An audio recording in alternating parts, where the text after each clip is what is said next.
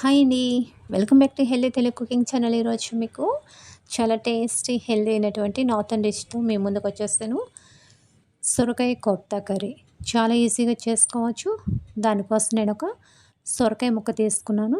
దాన్ని నేను పైనంతా చెక్కు తీసేసి శుభ్రంగా కడిగేసి నేను తురిమేసి ఇప్పుడు నేను కర్రీ అనేది రెడీ చేస్తాను.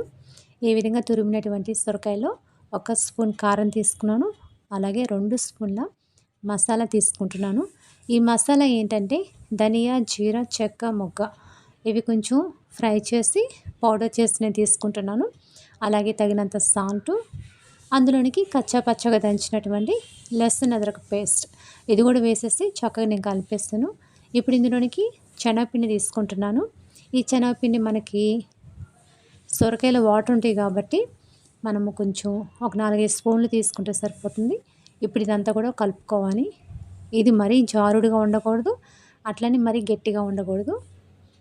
మనం పకోడీ వేస్తే ఎట్లా ఉండితే అట్లా ఉండాలి. ఈ విధంగా అంతా కూడా నేను కలిపేసుకుంటున్నాను. చూడండి, ఈ విధంగా కలుపుకున్న తర్వాత ఈ విధంగా ఇప్పుడు దీన్ని నేను ఆయిల్ పెట్టేసి ఆయిల్లో ఈ విధంగా చిన్న చిన్నగా, పెద్ద పెద్దవి కాదు, చిన్నవి వేయాలి. చిన్నవి వేస్తేనే ఇవి చక్కగా మనకి ఫ్రై అయిపోతాయి.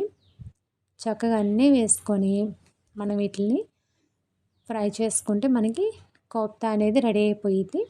దీని టేస్ట్ అయితే చాలా అంటే చాలా బాగుంటుంది.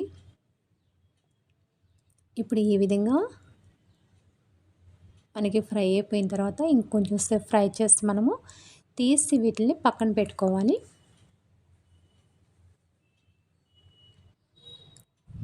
వీటికైతే ఆయిల్ అయితే ఎక్కువ పీల్చదు, తక్కువ ఆయిల్తోనే చక్కగా చేసుకోవచ్చు.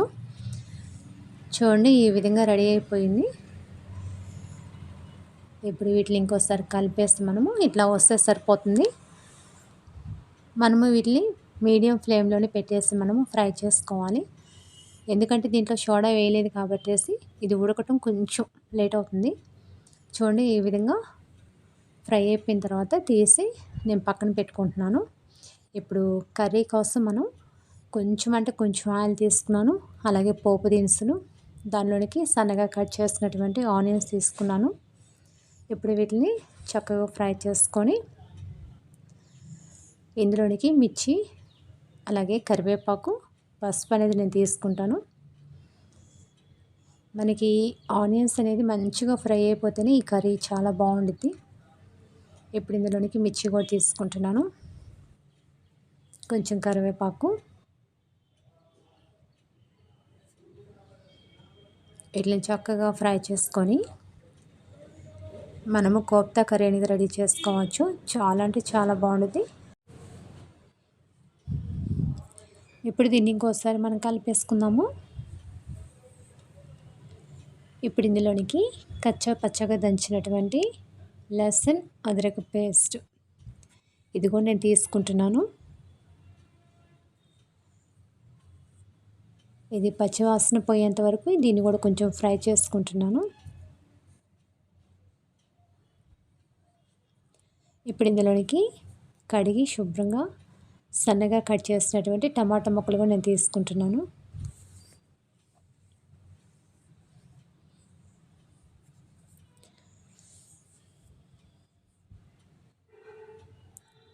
ఇప్పుడు ఇవన్నీ కలిపేసిన తర్వాత మనకి ఈ కర్రీకి సరిపడినటువంటి కారము 2 స్పూన్లు తీసుకున్నాను. అలాగే దీనిలోనికి సరిపడా సాల్ట్ కూడా నేను తీసుకుంటున్నాను. కొంతమంది స్పైసీగా తినాలనుకుంటే కారం ఎక్కువగా తీసుకోవచ్చు, లేదు అనుకుంటే నార్మల్గా తీసుకోవచ్చు. ఈ విధంగా తగినంత సాల్ట్ తీసుకున్న తర్వాత చక్కగా అంతా కూడా నేను కలిపేసుకొని మూత పెట్టేసి నేను ఉడికించుకున్నట్లయితే దీంట్లో ఉన్న వాటర్ అంతా బయటకు వచ్చేసి మనకి త్వరగా అనేది ఉడికిపోతుంది. ఇప్పుడు ఇందులోనికి నేను జీరా, ధనియా, చెక్క, మొగ్గ వీటిని నేను ఫ్రై చేసుకొని పౌడర్ చేసి పెట్టాను.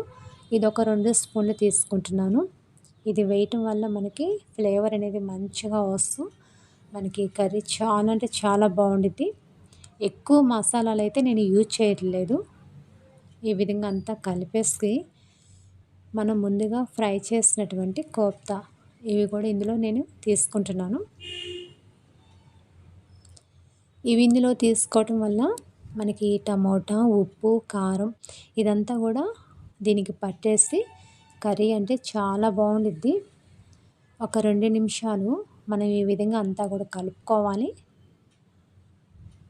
ఈ విధంగా కలుపుకోవటం వల్ల మనకి వాటర్ అనేది చాలా తక్కువగా కూడా కర్రీ అనేది పీల్చుకునిద్ది. ఇప్పుడు ఇదంతా కూడా కలిపేసుకున్న తర్వాత ఇందులోనికి తగినన్ని వాటర్, ఈ కర్రీ అంతా మనకి రెడీ అయ్యేటప్పటికి మనం వేసినటువంటి ఈ కోఫ్తా ఇవన్నీ కూడా వాటర్ అనేది పీల్చేసుకునేది కాబట్టి మన కర్రీలో కొంచెం వాటర్ ఎక్కువగానే తీసుకోవాలి. ఈ విధంగా మునిగేంత వరకు తీసుకొని మనము ఒక 5 మినిట్స్ కనుక మనము ఉడికించుకున్నట్లయితే చక్కగా ఇది మనకి ఉడికిపోయి మనకి చాలా చక్కగా రెడీ అయిపోయింది. చూడండి ఈ విధంగా మనం తీసుకున్న తక్కువ ఆయిల్ కాబట్టి ఆయిల్ అంతా కూడా పైకి వచ్చేసింది.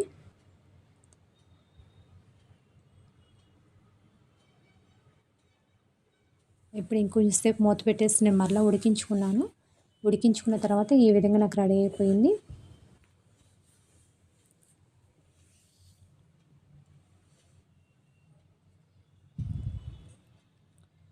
మనకి వేసిన కోఫ్తా అలాగే ఈ రసము అంతా కూడా మనకి ఇట్లానే ఉండిద్ది. కాకపోతే ఇంకా 2 మినిట్స్ కనుక ఉడికించుకున్నట్లయితే ఈ వాటర్ అంతా కూడా పీల్చేసి మనకి గ్రేవీగా చాలా బాగుండిద్ది. ఇది చేయటం చాలా ఈజీగా చేసుకోవచ్చు. నాకు ఇప్పుడైతే ఒక 2 మినిట్స్ తర్వాత అయితే చక్కగా నాకు కర్రీ అనేది రెడీ అయిపోయింది. చూడండి ఇట్లా ఉన్నప్పుడే మనము గ్యాస్ ఆపేసినట్లయితే మనకి చక్కగా ఆ వాటర్ అంతా కూడా ఈ కోఫ్తా పీల్చేసుకొని మనకి గ్రేవీగా అయిపోతుంది. చల్లారేసరికి చాలా అంటే చాలా బాగుండిద్ది. ఇది వేడి వేడి రైస్లోకి, రోటీస్లోకి చాలా బాగుండిద్ది. మీరు ఒక్కసారి ట్రై చేయండి. చిన్న సొరకాయ ముక్కతో మనం కోఫ్తా కర్రీ ఈ విధంగా చేసి ఇంట్లో వాళ్ళకి కనుక పెట్టినట్లయితే వాళ్ళు చాలా ఇష్టంగా తింటారు. హెల్దీ ఫుడ్ కాబట్టి త్వరగా డైజెషన్ అయిపోతుంది.